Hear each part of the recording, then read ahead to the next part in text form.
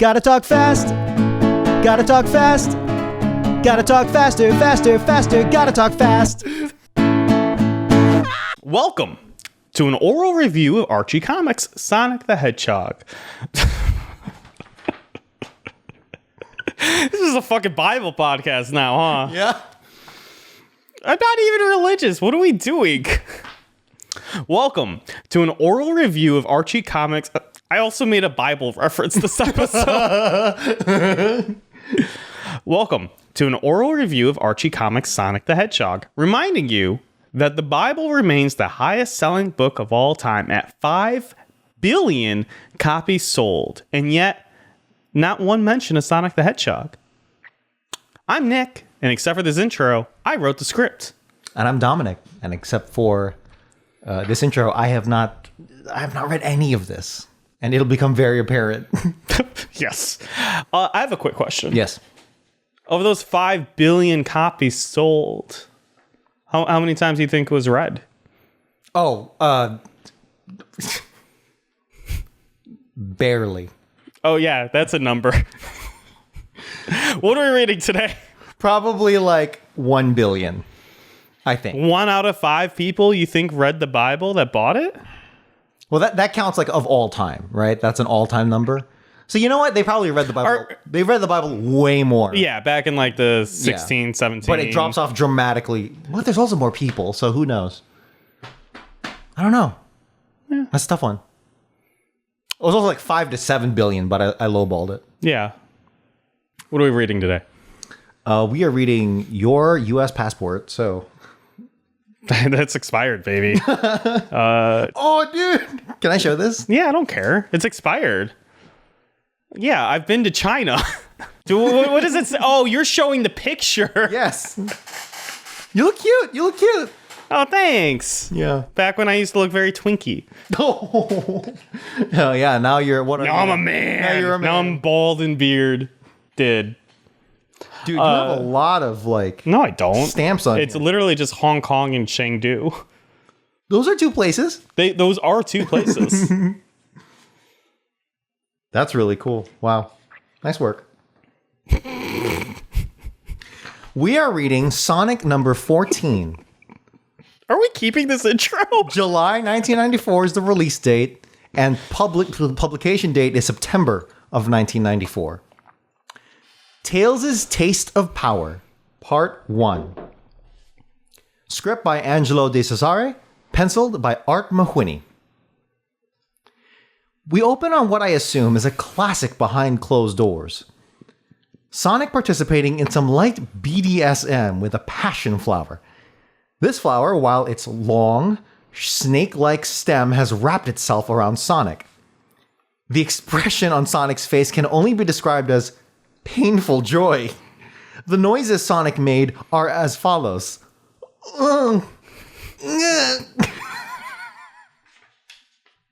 Thank you for committing.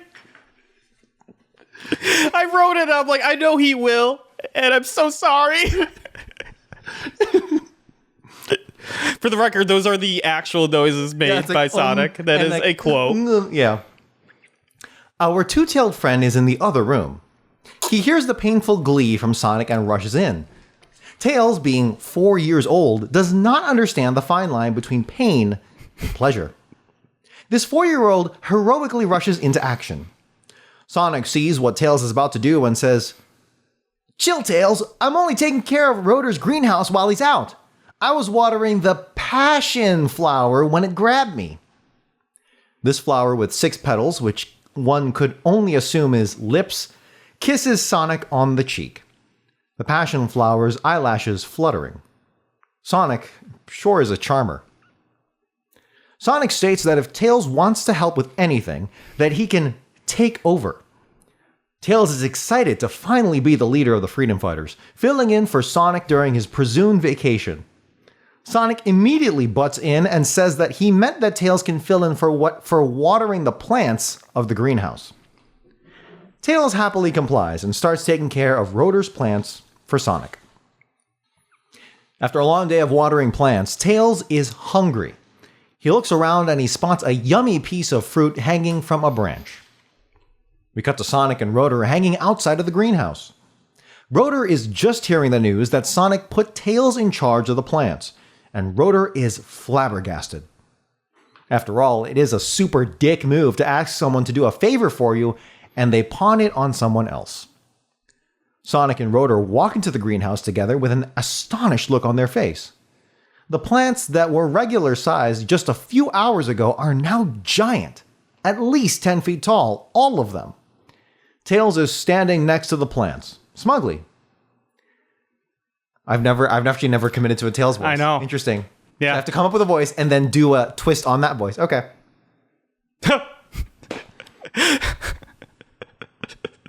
Right? No, you're 100% right, because this is a smug Tails. This isn't Tails. Greetings, fellow freedom fighters. It was I who caused the plants to flourish. It's quite simple, really. I created a new plant food based on equation X equals the degree of sunlight times the number of chromosomes divided by the process of photosynthesis. I'm no scientist, but I think this doesn't make sense. It turns out that the fruit that Tails spotted earlier was an apple grown from the tree of wisdom.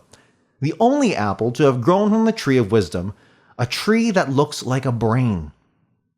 Tails, ignoring the word of God, has doomed this Eden. That's well written. That's one. Oh, the next slide is That's good even prose. better That's written. Good prose. Tails, ignoring the word of God, has doomed this Eden. Just east of Eden. Dazzling highs, the lowest lows with this podcast. A giant Shredbot is chasing Bunny and Sally. A quadrupedal tank with a quadrupedal I don't know. with buzzsaws for hands and two tentacles coming out of the front for some reason. Sonic hears the shrieks of his fellow freedom fighters and rushes off to save his female companions. Right when Sonic gets to Sally and Buns, Tails comes swooping in. Don't bother, Sonic. I shall subdue that metal furious menace.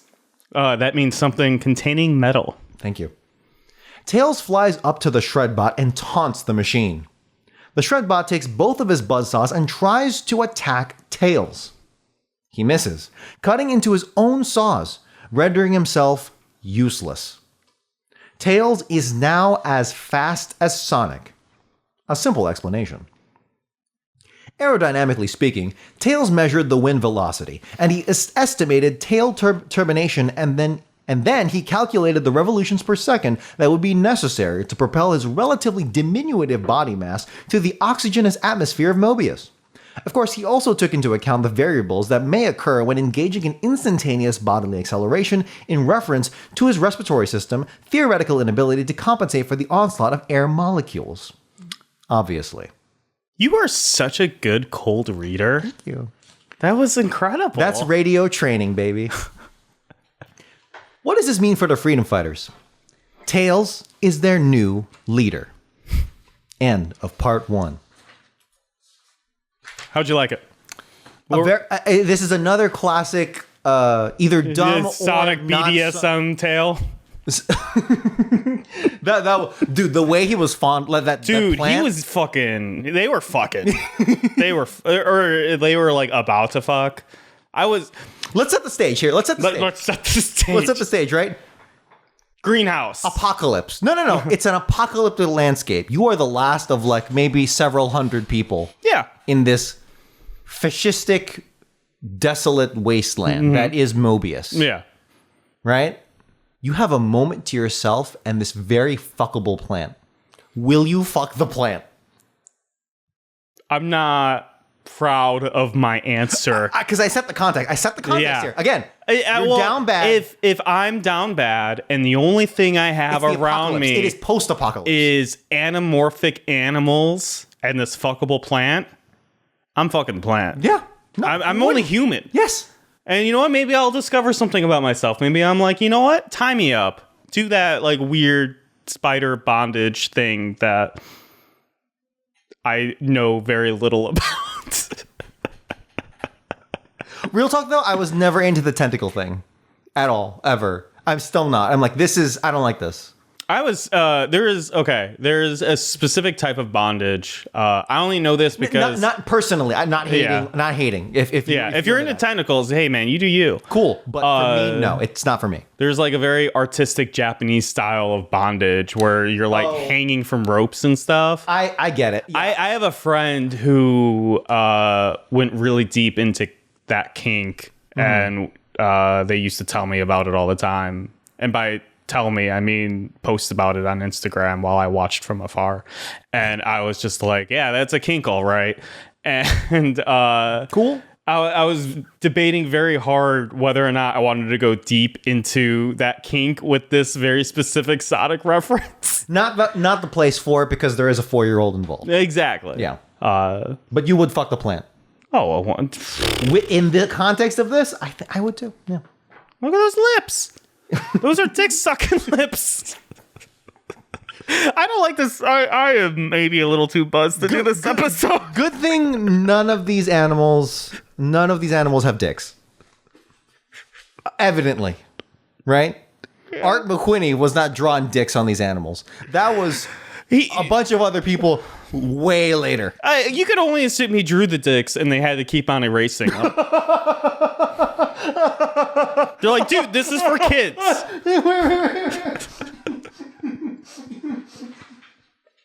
So you're saying like penciled by Art McQuinney, but inking by John D'Agostino. So John is like, Art, man, what the fuck? Yeah, he's just inking over the penis every single time. That's what I assume is happening. They don't tell you this, but like every Disney project. Yeah. The Angry Men of animation, the original, like... Yeah. This is the first and last time I do this buzzed.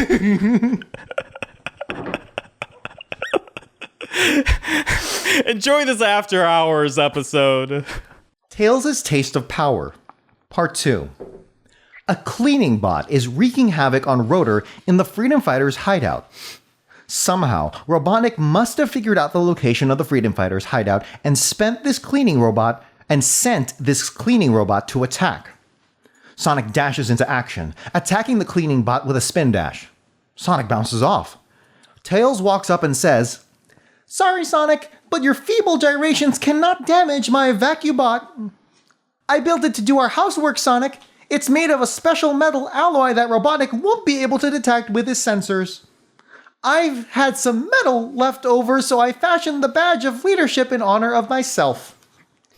Tails puts on a necklace with what looks like a bottle cap with the number 1 engraved on it. Sally interjects and starts trying to explain to Tails that just because he's the smartest, that he isn't the leader of the Freedom Fighters. Tails will have none of this. Tails takes off, flying straight into the heart of Robotropolis to subdue their prime nemesis, Robotnik. We cut to Robotnik and Snively. They detect something coming at them, but it's dodging all the guards and security systems with ease. Finally, they are able to spot who's coming. Nice. It's Tails. Robotnik... Oh, God. Okay. Robotnik orders all the doors to be double locked and airtight. He hears a voice behind him. "Don't bother, Robotnik. Let's not waste time. Because my superior brain power, I insist that you surrender your empire to me and stop being a bad person." Tails is in a daze. Robotnik seizes the opportunity and seizes Tails. We cut to Sonic and Rotor hitting the books. Rotor is trying to analyze the fruit that Tails consumed, and Sonic is trying to figure out what Nemesis means. Rotor realizes that the effects of the fruit would have worn off by now, and Tails should be back to his old self. Just then, Sonic discovers the meaning of the word Nemesis and rushes right to Robotnik. We cut to Robotnik and Tails. Tails being strangled by a claw-like device around his neck. Sonic rushes into the room and notices that Robotnik has the upper hand, with his ability to crush Tails at any second. Sonic quickly thinks of a way out of this situation. "Press that button, Robotnik, and we'll all meet our ends. And for you, That's a big meeting. I don't fucking know. That's what he said, not me. Yeah. Tails was sent here on a death-defying mission. He was going to destroy your entire city, even if it meant destroying himself. Let's send the 4-year-old to suicide bomb. That's exactly what I was thinking, but we'll address that in a bit. Yeah. Sonic takes the #1 necklace that Tails has been wearing. This innocent-looking metal is really a new megaton explosive. It has enough power to level Robotropolis. Robotnik orders Snively to scan the metal. Sonic backs up, holding the necklace above his head. You have 5 seconds to release my friends. 5. Robotnik stares at Sonic, calling his bluff. 4. Robotnik is still confident. It's a hoax. Still, he can't hide the sweat coming from his brow. 3. You'll never go through with it. 2. Robotnik's mouth is ajar. Fear is creeping through his entire being. 1. Robotnik screams, "Stop!" and immediately releases Tails. Robotnik and Snively run off, leaving Tails and Sonic alone. Tails is in awe of Sonic's quick thinking. Tails asks how he could have known that Robotnik would fall for such a trick. Robotnik is a coward, Tails. That's the kind of thing a leader has to know.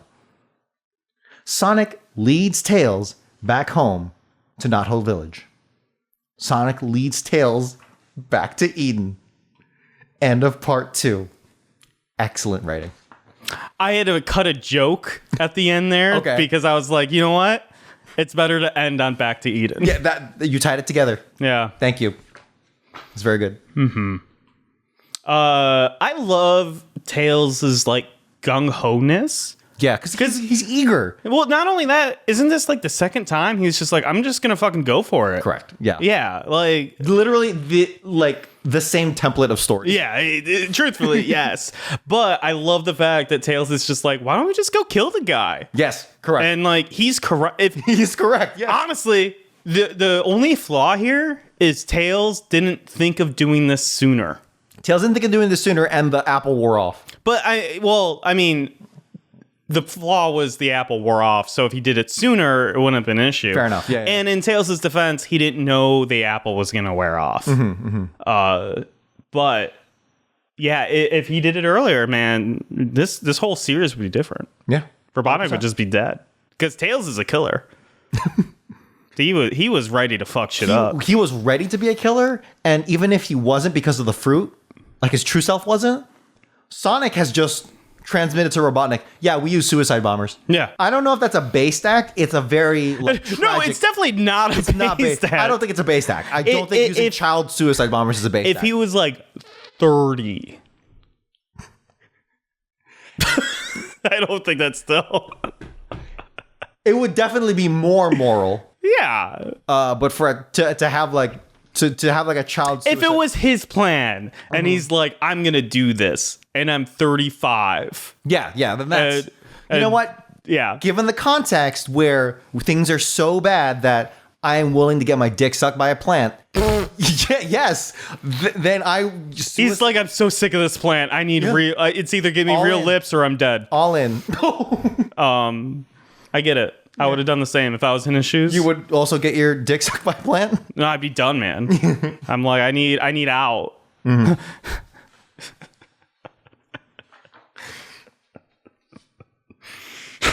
Jesus Christ, we're gonna upload this, huh? I like when I say this shit, the only thing that crosses my mind is like I am 99.9% comfortable uploading this shit on the internet. But then I'm like, what if my nieces come across this when they're like 20? That's I mean, they'll find out how cool you are. Cool is a strong word. The only thing I would fear is that your niece would be in a mental state, would be raised with a humor where she does think that's funny. That's my only concern. I mean, honestly, my main concern is that she's raised to be a Sonic fan, and I'm doing everything in my power to make sure that doesn't happen. I don't need her to be like me. Do as I say, not as Yeah, I do. exactly. I'm 32 years old hosting a Sonic podcast. You don't know. You don't need this life. And that's like the best thing you have going for you right now. Dude, okay. Side note. This is a complete tangent. We're not talking about the comic anymore. I'm ladies. I'm single. I'm on dating apps. You cannot say that in the same episode where you talk about the dick sucking plant. Well, they're not. The whole point is to not get my dick sucked by a plant. Okay. Oh no, Ladies, plant yourself. Oh. Yeah. Do we censor ourselves? Do we beep this? We need to have a discussion after this episode. What in the series of words dick sucking plant, which word do I censor? Plant, clearly. You gotta leave it up to the imagination. So ladies, I'm single. And I'm on dating apps, right? I've been going on dates. I've been, I'm seeing what's out there. I'm and it crossed my mind, I need to tell these people I'm a host of a Sonic podcast at some point, because I'm not stopping this podcast until we're done. So this is like a life commitment at this point. And like I went on a date with someone, right? And she was like, You did not tell them about the podcast. no, of course not. But she was Because like that would tank any like Well, okay. But it would immediately get you the oh yeah. Well, yes, you're correct. That's just a fact. And so I was like sitting there having this conversation with this woman, and she was telling me about her ex, and she was like, yeah, so it turned out he was a heroin addict. Oh. But he was like one of the good ones that didn't steal. Yeah, he had a heroin heart. Yeah. And I was addicted to it. Shit, that's good. So, but she was like, so obviously we had to break up because, a habit and whatnot. And I was like literally sitting there and I'm like, okay, is Sonic Podcast host above or below hidden heroin addict? And I couldn't decide if it was a positive or a negative. I think it'd be really funny to match that tragic backstory with an even more tragic backstory, which is the fact that you're a 32-year-old Sonic podcast hoster and that's the best thing you have going for you. I mean, it is the best thing I've got. Because I get to hang out with my friend every week. I feel like Robotropolis is getting a upgrade. Or maybe upgrade isn't the right word. I feel like the writers and artists sat down and decided to give Robotropolis like a more definitive look. Because before it was just like the American Midwest industrial waste. Yeah, it was more like Louisiana, like smokestacks of like oil refineries and stuff. Why Louisiana? What the fuck? Do you not like? If I pull up an image here, 1 second. Oh, I don't want YouTube. Like petroleum fields? Yeah. Oh, okay. Like refineries. Thank you. Refinery fields. Refiners fields. Okay, you could also just say Texas as well. Yeah. Just like I associate it more with Louisiana. Because you've been there? No. I just associate it more with Louisiana. That's interesting. I don't think most people do. It's like there's just unless they're from there. I feel like I saw a documentary once that went into it. Hey, you know what? Kudos to you for like bringing attention to it, because I never would have made that association. Yeah, but that's a very good point. That is a thing. That is a blight upon the great state of Louisiana. That's so gross. Yeah, that's a great image. Do we want to use the word great? That is wow, that says a lot. That's the perfect image. Wow. Yeah, this is like specifically what I'm thinking of when I think of Robotropolis, which is just like just miles and miles of industry, of oil refinery fields. Now in the latest image, we haven't seen images like this. It feels more futuristic with its industry. Yes. You're right. I hadn't noticed that. That's a good point. Yeah. So I really like that. More roundness instead of the sharp edges. That is some really good like visual storytelling there. Yeah. So, I mean, they still have the smokestacks, but the smokestacks are more futuristic, if that makes sense. Yes. Yeah. 100%. The art style in general, who drew this? Because it feels Mahoney, right? It feels like penciled by Art Mahoney. Yeah. Yeah, it feels like their art style is changing, and it's more. I don't want to say more cartoonish, but it's more stylized in a way that I really like. Yes, it's coming into itself. Yeah, I noticed this maybe last issue and maybe even the issue before it. But like within these last like 3 issues, I'm liking the direction that the art is going in. Yeah, that makes sense. This is what, issue number 14? Yeah, it feels like they're really starting to like come into their own. That's good. Yeah, and we are watching that evolution happening in real time. Yeah. The other thing is the Tree of Wisdom. I take umbrage with the fact that it was called Tree of Wisdom. It should have been Tree of Knowledge. Yes, I see what you mean. Yeah, like that's explicitly the thing that Tails doesn't have. Yeah, is wisdom. Exactly. It should be it's knowledge. Yeah. You don't have them street smarts. It's like I guess it was wise to make the plants bigger. But like there is a difference between intelligence and wisdom, and they used the intertwining here, and it annoyed me. The tree itself looks like a brain, which I think is cool. That's a very nice design. Robotnik feels shorter. I don't know if that's true or not, but he feels Some shorter. of the characters look shorter in general if you go to certain panels. Like go back up to that page, go up. More. Like back to Bunny and Sally and the buzzsaw robot. Right there. Middle left, middle center, yeah. Mm-hmm. Yeah. I guess it's a perspective thing, but you're right. They do. Bunny's proportions are way off. Yep, it's literally just legs, tits, head. Yeah, that's all we care about when it comes to women, man. Just the legs and the tits, man. That's why they chose the next story. Yeah, someone like, saw the art and they're like, we need to fix this now. We have to get ahead of this. We have to get ahead of this by adding another story. Sorry. Look at this. Is that supposed to be grass? Because are they like deciding that these animals are actual animal size? No, I think it's just because the environment is bigger. Scroll up. Ambushed. And yes, I managed to get away, but Sally and Bunny are trapped in the high weeds. In the high weeds by the giant Treadbot. So this is just happens to be like a specific area with fauna that happens to have very tall grass. Okay, I'll accept it. No, it did look like they were like shrunk for a minute. I'm like, what? Yeah. Did I miss that subplot? Yeah, just so much sexual energy in this comic. The fuck are we talking about? Okay, here we go. Oh yeah, that's right. Your title here. Art by you, script by you. I'm pretty sure that's not correct. Script by you, of course, but art by who's the art by? Does it say by you? You don't even commit to my bits. Oh, okay. Thank you. Okay.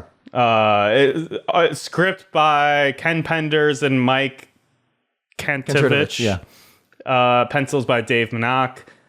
Inks by Harvey Mercadasio. That's actually, yeah, that's pretty good. I expected you to fuck that up because you can't talk. Yeah. We have 3 pages of blank word bubbles for you, the viewer, to fill in. Please fill in the bubbles and submit the comics to sonicgrams@gottatalkfast.com, and we will read your comics on this very podcast. Does not matter if we are on episode 20 or episode 200. We will read your script. God, you set us up so well. Oh, I know. I cannot wait for us to be like 3 years from now, and it's like we're going back to this. Yep. I knew exactly what I was doing. You've cursed us. I know. This is our white whale now. Oh, yeah, I know. We're going to hate this fucking 3-panel comic so fucking much. Yeah. Like, we are going to despise this whole whatever Moby Dick thing they're doing. It's going to be rough. I didn't even bother describing this comic because if you're listening to this podcast, you're going to know it so well by the end. Girls Just Wanna Have Fun. Script by Mike Kantortovich and Ken Penders. Penciled by Art Mahoney. We open on Robotnik playing with his Sally and Buns action figures. Robotnik pulls the strings on the back and out come these words. Sally. Math is hard. Buns. My place is in the kitchen. Is that your first time doing Sally? No. I kind of concertedly. I've done other Sallys, but it's like Yeah. I don't really have a definition to it other than like leader, like, Yeah. you know, Princess Acorn. princess, but not like princessy. You know, very, yeah, okay. So let me do that again, I guess. Sally, math is hard. So kind of a little more generic because it's a layered character. I got you. Buns, my place is in the kitchen. Because she's a Southern belle. Yeah, no, that was perfect. It was just funny. Robotnik is filled with glee. Truer words have never been spoken. You little ladies give me a brilliant idea. He thinks to himself, Sonic is the only real threat. We should just concentrate on taking out Sonic by capturing the weakest members, luring them to him. We cut to Buns and Sally. It's night, and there are searchlights shooting into the air. Buns and Sally are naturally curious about the spotlights and make their way to them to find a very tiny mall with mega deals. Sally and Buns aren't one to pass up on a good deal, so they walk into the mall when a trap is instantly sprung. The floor bottoms out beneath them, and they fall down a series of tubes. Sally and Buns are apprehended by SWAT bots. Sonic will surely be here at any second, and a trap will be sprung for him too. Robotnik is filled with joy as the fruits of labor are starting to fruit. What? You don't like my writing? Now, blossom, they're starting to fruit. Yeah. Yeah. Good work. Good work. I know. Just then, Bunny says, well, I declare, y'all ain't nothing but male chauvinist pigs. Doc, 100% pure oinker. Wow, she just called. Yeah, okay. Yeah. Fucking, okay, yeah. Fuck cool, pig. Yeah. Sally states that they are more than capable of taking care of themselves. Sally immediately throws one of the SWAT bots over her shoulder while Bunny uppercuts one. Sally and Buns take out 5 SWAT bots by themselves. Robotnik stares in horror. We cut to Robotnik, Snively, and Crabmeat tied up with a going out of business sign on them. Sally and Bunny were about to pack it up when they noticed the action figures that Robotnik was playing with earlier. They re-record the lines on the dolls stating that they made a few political corrections. The dolls now say, Buns, girls can do anything. Sally, never estimate the power of a princess. Sally and Bunny walk home to find Sonic at the table, cutting coupons for a sale that's going on for game cartridges. Men, that's all they think about. Fun, games, and shopping. End of Girls Just Wanna Have Fun. That's the end of the issue.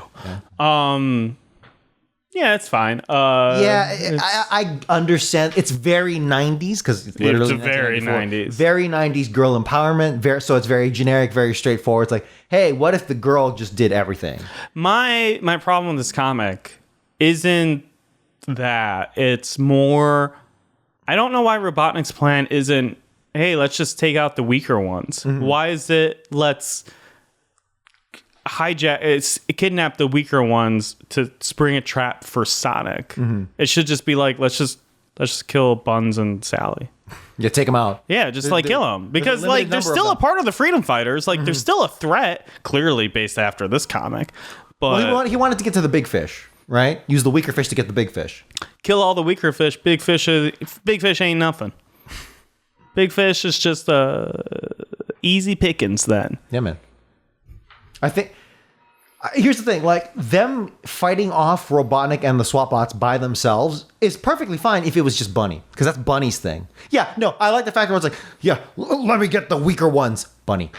Mm-hmm. Why Bunny? Literally the strongest one, physically the strongest one, and like the second most powerful person on the team next to Sonic. Yeah, like what was your plan there?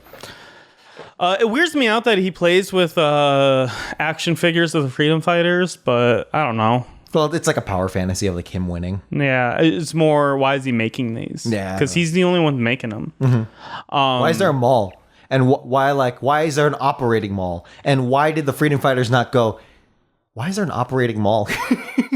A lot of questions there, none of which are worth answering. And sorry, I don't know if I completed this thought, but it's like I don't like how Sally immediately fought up the SWAT bots because it's gonna bite them in the ass later. Where it's like, hey, Sally's been captured by some SWAT bots. Well, we clearly proved that she can just fight them off by herself. I mean, it is a lower number of SWAT bots. So if it's like 100 SWAT bots in the room, yeah, she's not gonna fight back. But if it's just one, you are correct. They are setting it up for bullshit. I don't have much to say about this issue. Do you? It's very, very straightforward. All And right. it feels less like girl empowerment and more just throwing a bone to the idea of Sure. such. Yeah. But that was a lot of 90s feminist stories told from men's point of view. So, hey, you know Hey, what? you could argue that's a lot of 2000s and 2010s And stories 2020s, also. yeah. And 2020s. So Yeah, so it's whatever. Like, they get a pass on it here just because it was the 90s. And it's like, okay, fine, whatever. Sure, I can kind of give you a pass on it.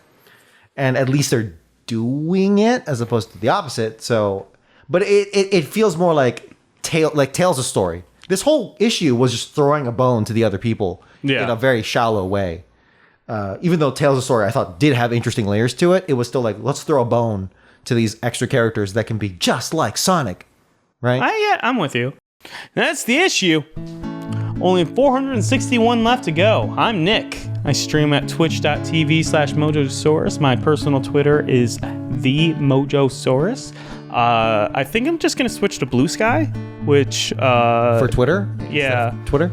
Yeah, Twitter has been really gross lately. I mean, it's always been gross, especially ever since Elon took it over, but it's been really rough lately. So but either way, it's been so pro, like, alt-right. It's weird. It's but it's the same username. It's Mojosaurus instead of the Mojosaurus. Got it.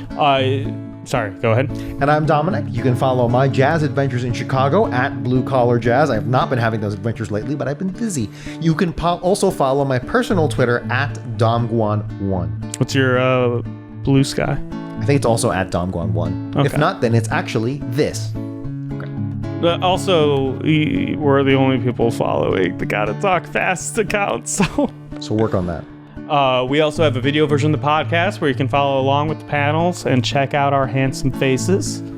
You can write to the show at sonograms@gottatalkfast.com, ask us questions, provide corrections, and give us your opinion on this week's episode. And remember, when life keeps going fast, you gotta talk fast, and you just gotta get through it. I love you, dude. Gotta talk, gotta toast. Gotta Talk Fast was written by Nick Folkerts and edited by Dominic Guanzon. Intro and outro themes recorded by Dominic Guanzon. Gotta Go Fast originally composed by Norman J. Grossfeld, Joseph Garrity, and Russell Velasquez. Gotta talk, gotta talk. Gotta talk, gotta talk. Gotta talk, gotta talk. Gotta talk. Gotta talk. Fast. Gotta talk. Fast. Gotta talk. Fast. Gotta talk.